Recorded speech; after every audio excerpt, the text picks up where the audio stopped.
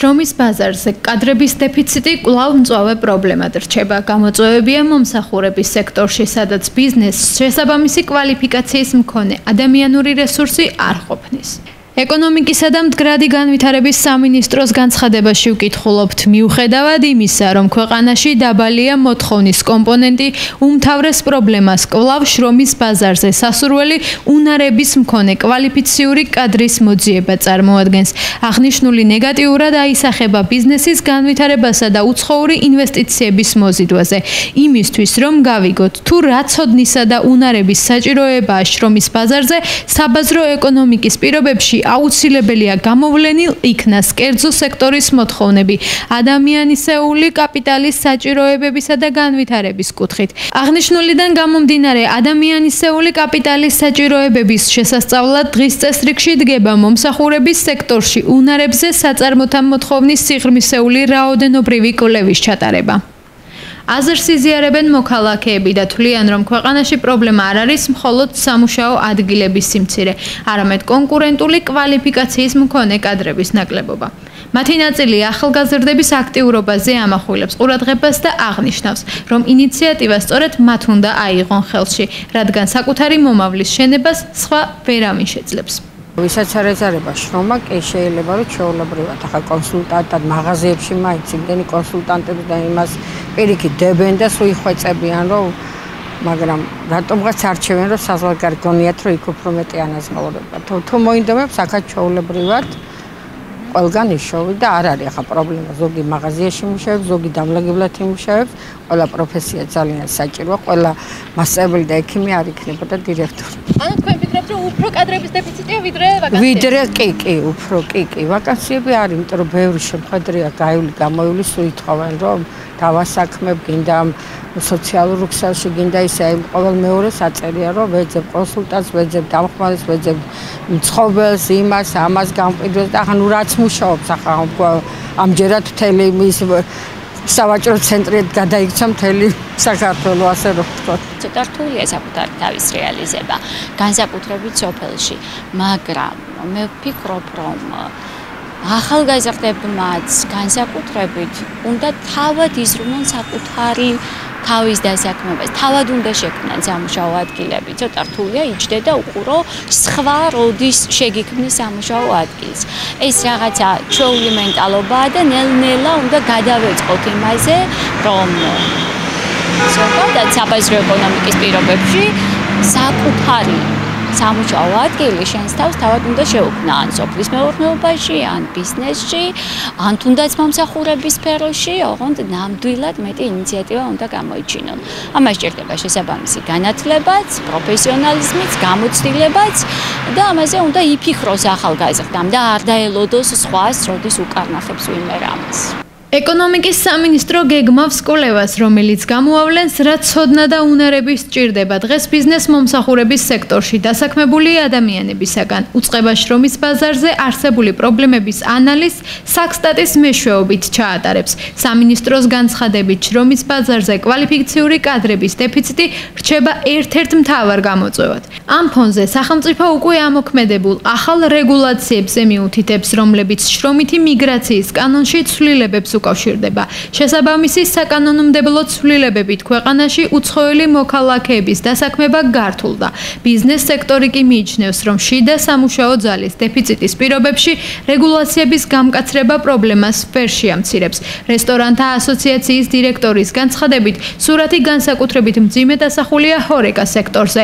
მისივე თქმით, საჭიროა კერძო და საჯარო სექტორების კოორდინირებული მუშაობა და პროფესიული განათლების სისტემის ხელშეწყობა, რათა ადამიანური კაპიტალის დეფიციტი ეტაპობრივად აღმოიფხვრას. დენათ დიდი არის ეს ვაკუუმი, მისი შევსება რთულად ხდება და შესაბამისად თქვათ ერთი კადრის მეორე ადგილზე გადაყვანა უბრალოდ ეს არ ნიშნავს, რომ ის რაც იქ ვაკუუმი შექმნა, ის მარტივად ამოივსება. აქ არის საჭირო როგორც კერძო ის სახელმწიფო სტრუქტურების ერთობლივი მუშაობა, რომელიც შესაძლებლობას მიცემს პროფესიული განათლების ხელშეწყობას, ეგრეთ წოდებულ რაც სხვადასხვა განვითარებულ ქვეყნებში აპრობირებულ დუო სისტემებს, სადაც დასაქმებული არის ადამიანი კერძო სტრუქტურაში და შესაბამისად ღებულობს ხელფას როგორც სახელმწიფოდან სწავლის პერიოდში, ასევე ღებულობს გარკვეულწილად ხელფას კერძო სტრუქტურად. ეს არის ის ძირეული აუცილებელი პირობები, რომელიც შესაძლებლობას მიცემს განვითარებას კადრების. შრომის ბაზრის კვლევაზე, რომელსაც ეკონომიკის სამინისტრო გეგმავს სატენდერო დოკუმენტაციაზე დაყრდნობით საველე სამუშაოებს, საქსტატი განახორციელებს. პროექტის ბიუჯეტი 374,809 ლარია. ხელშეკრულების ვადები განსაზღვრულია 2025 წლის 21 ივლისიდან 2025 წლის 21 ნოემბრის ჩათვლით. საუკუნეზე მეტია, რაც აკაკი წერეთლის ლექსზე შექმნილი ვარენკა მაჭავარიანი წერეთლის უკვდავი სულიკო თაობიდან თაობას გადაეცემა. ის ისმის ყველგან და ყოველთვის მსოფლიოს სხვადასხვა სცენასა თუ ქალაქის ქუჩებში, საოჯახო მუსიცირებისას თუ ლხინის სუფრაზე. მას ასრულებს ყველა ცნობილი მუსიკოს შემსრულებელი თუ უბრალო მოქალაქე, დიდი თუ პატარა, ქალი თუ კაცი. ის ისმის სხვადასხვა ენაზე განსხვავებული ინტერპრეტაციით. სულიკოს უკვდავი ჰანგი ჩვენი ქვეყნის უმთავრეს სავიზიტო ბარათად არის ქცეული. ახლახან სიმღერა სულიკოს შესრულების ტრადიციას არამატერიალური კულტურული მემკვიდრეობის ძეგლის სტატუსი მიენიჭა. ყველა ერს, ყველა ქვეყანას, ყველა კუთხეს და ქალაქს ყავს თავისი სათაყვანებელი, საამაყო შვილი, რომელსაც სიცოცხლეშივე უდგავს ძეგლს და მის სახელს მომავალ თაობას გადაცემს. ქართველებისათვის, ჩვენ შემთხვევაში კი იმერლებისათვის საამაყოა აკაკი წერეთლის იმერლობა, რადგან სწორედ მის ლექსზე სულიკოზე ვარენკა მაჭავარიანმა შექმნა მელოდია, რომელმაც ჩვენს ქალაქს შორს გაუთქვა სახელი და პატარა სოფელ ცხრაწყაროს. სწორედ ცხრაწყაროში დაიბადა ვარენკა მაჭავარიანი, მამისეულ სახლში ცხოვრობდა და ამ ისტორიულ სახლში გაშღერდა სიმღერა სულიკო. იქაური უხუცესების გადმოცემით ვიცით, რომ აკაკი წერეთელი საჩხერიდან ქუთაისში ისი არ ჩავიდოდა ან პირიქით უკან ისი არ დაბრუნდებოდა, რომ ზესტაფონში, სოფელ ცხრაწყაროში ვარენკას არ სტუმრებოდა. თავიდან ეს სიმღერა დიდი პოპულარობით არ სარგებლობდა, მხოლოდ იმეზოში გაჟღერებულ ამ რვიანი მოყვანილობის ინსტრუმენტზე, ბაფთიან გიტარაზე მღეროდა ვარენკა მაჭავარიანი. ხოლო წლების შემდეგ დიდ სცენაზე ერთ-ერთმა პირველებმა ისინი დებმა იშხნელებმა შეასრულეს. გავიდა წლები. მათმა საოსტატო მაღალმა პროფესიონალურმა შესრულებამ ამ სიმღერას დიდი პოპულარობა მოუტანა, რა თქმა უნდა. გადის წლები და ბოლოს, ციცოცხლის ბოლოს თამარ იშხნელი საზოგადოებას ეუბნება.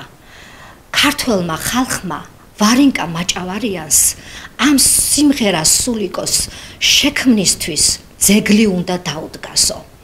აქვე დავძენ იმასაც, რომ ალბათ გოსანსა და დამღერებელ შორის რაღაც საიდუმლო ძაფი იყო გაბმული, რადგან სწორედ სიკვდილის წინ სტუმრად მყოფი ვარენკა მაჭავარიანი გოსანთან მოსანახულებლად მისულს გოსანმა სთხოვა, რომ გიტარაზე სიმღერას სულიკო დაემღერებინა. და წლების შემდგომ, როდესაც უკვე ვარენკა მაჭავარიანი მძიმე თავად იყო, რადიოში გაისმის სიმღერას სულიკოს ხმა. მას ორკესტრი ასრულებს. ცრელმორეული ვარენკა ამბობს: ვახ, შენს ვარენკასო.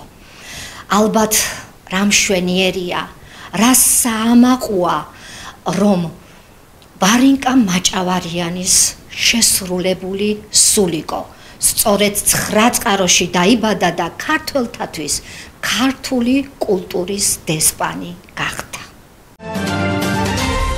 ფეროშენადნობების სექტორში არსებული ვითარება კვლავ გამოწვევების წინაშეა. პროდუქტზე ფასები სტაბილურად დაბალ ნიშნულზე ნარჩუნდება, რასაც სფეროს წარმომადგენლები ომიან რეგიონში მიმდინარე პროცესებს უკავშირებენ.